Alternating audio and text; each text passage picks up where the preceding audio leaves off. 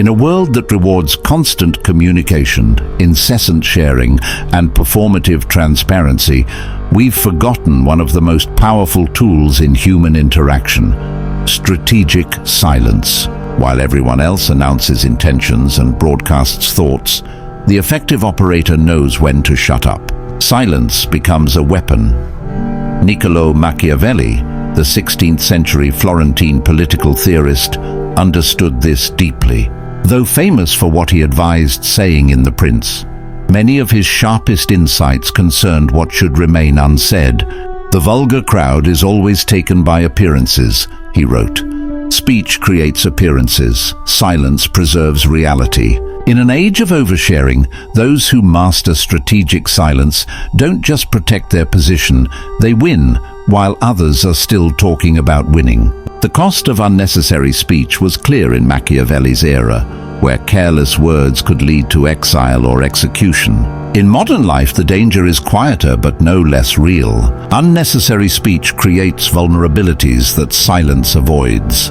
"Men judge more by the eyes than by the hands," Machiavelli observed. "Constant speakers give everyone something to see and judge. Silence reveals little, protects leverage, and keeps intentions unreadable. Every word carries costs that silence does not." First, speech creates commitments. Declare intentions and you bind yourself to them. Change course and you appear inconsistent or dishonest. Silence preserves freedom to adapt without explanation. Second, speech exposes your thinking process. The more you explain, the more you reveal how your mind works. Information others can exploit to predict or counter you. Strategic intelligence is often measured by what remains unrevealed. Third, compulsive speech destroys mystique and authority. "It is far safer to be feared than loved," Machiavelli wrote. "Fear requires distance, and distance requires mystery. Total transparency makes leaders ordinary, and ordinary commands little respect." Consider modern examples. The colleague who speaks in every meeting loses impact.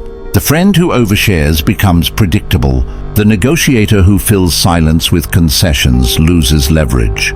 The leader who responds to every critic elevates them. Machiavelli would view today's obsession with transparency not as authenticity, but as strategic malpractice, a voluntary surrender of power that gives others information without securing equal value in return. Machiavellian silence is not the absence of speech. It is a deliberate communicative strategy that adapts to objectives. Understanding its forms reveals how silence operates as power rather than passivity. The first form is information-gathering silence. "The wise man does at once what the fool does finally," Machiavelli wrote. "The fool speaks immediately, revealing position while learning nothing about others. The wise remain silent first.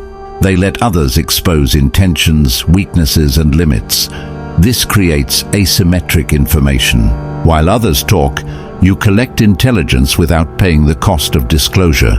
In negotiations, this appears as the rule that whoever speaks first often loses. In relationships, it explains why listeners understand dynamics better than talkers. In competition, it's why announced strategies usually underperform. Silence allows others to reveal themselves. Speech often protects ego, not position.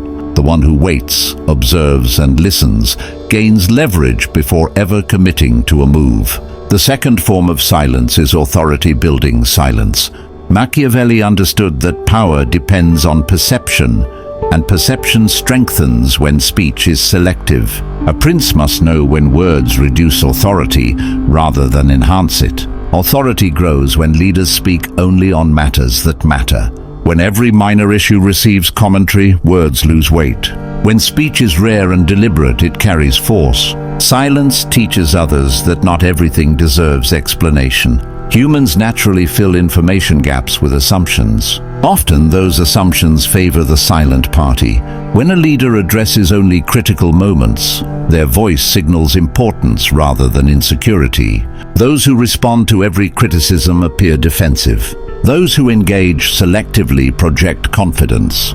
Silence in this form communicates control, an unspoken message that not all attacks are worthy of response. This is why powerful figures speak less than those beneath them. The nervous junior over-explains.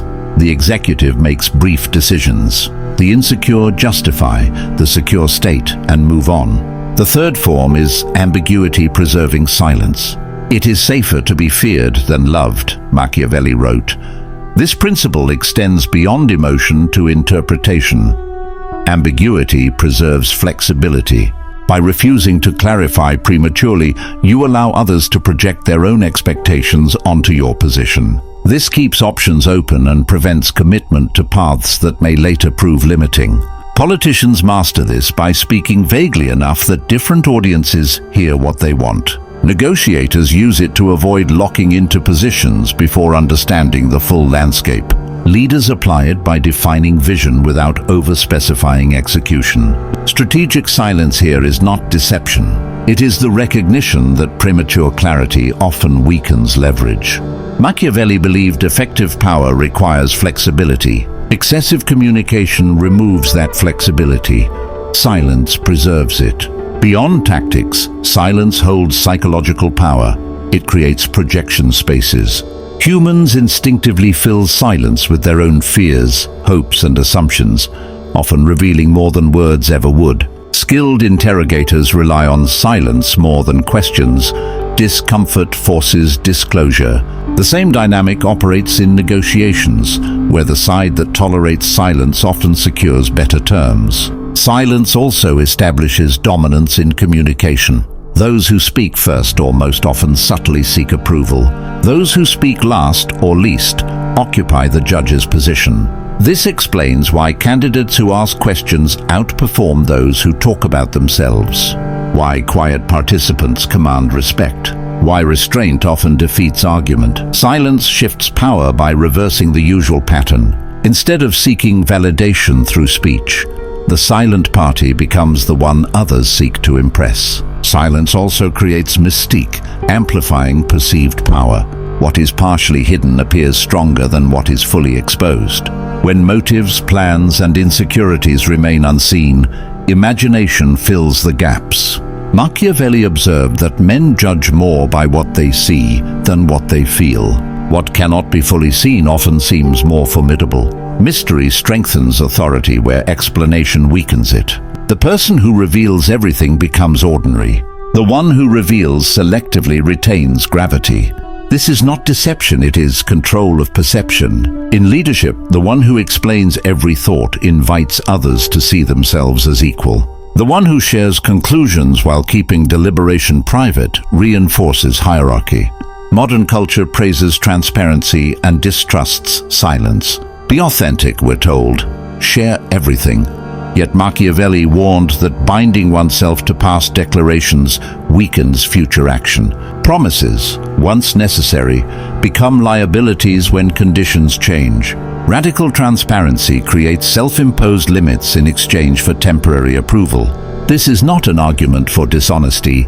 Machiavelli opposed unnecessary lies.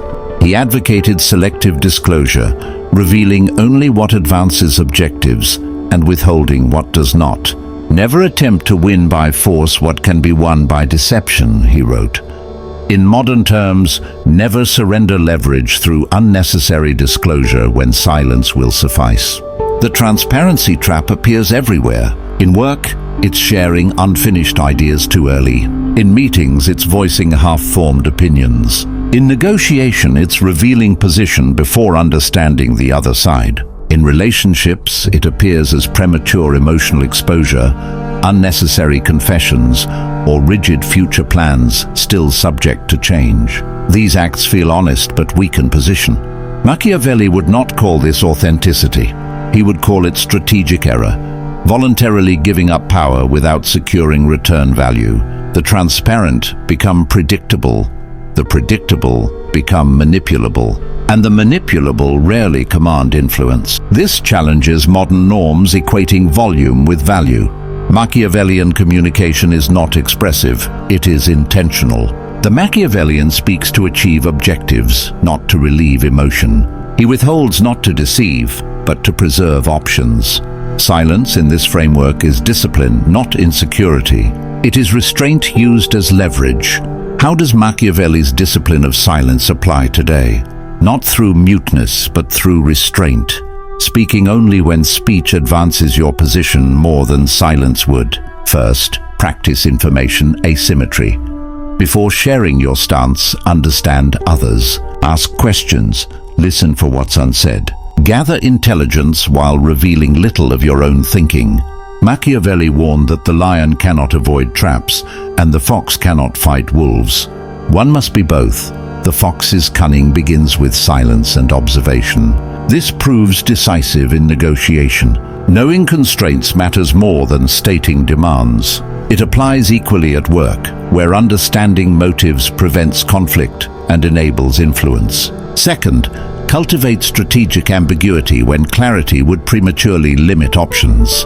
This is not confusion, it is flexibility. A prince, Machiavelli advised, should be slow to believe and slow to act. Restraint preserves freedom of movement and avoids irreversible commitments. In leadership, this means defining vision while leaving execution adaptable. In relationships, it means committing to direction without locking into brittle specifics. Third, develop comfort with silence as a power position. Most people fear silence and rush to fill it, often surrendering leverage in the process.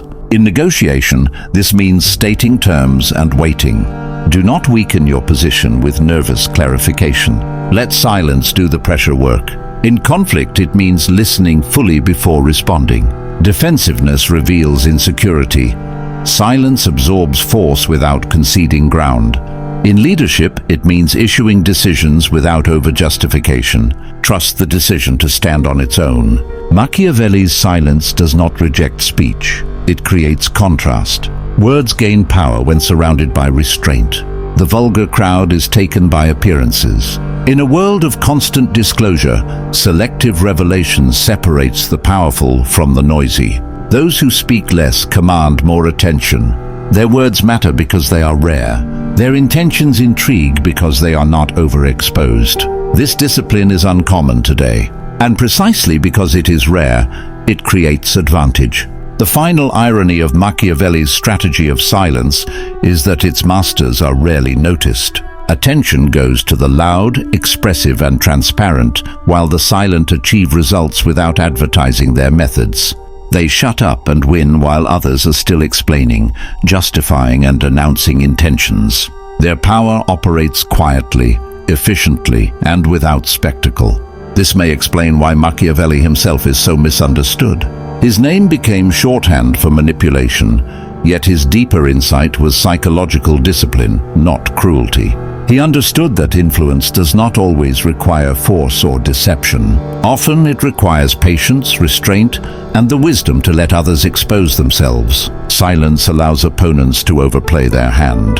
It lets critics reveal insecurity. It lets negotiators concede without being pushed. In an age of information overload, opinion saturation, and compulsive sharing, silence becomes countercultural and therefore powerful. Say less, observe more. Reveal selectively. Let outcomes speak where words would only weaken them. Those who master this approach do not compete for attention. They allow attention to come to them.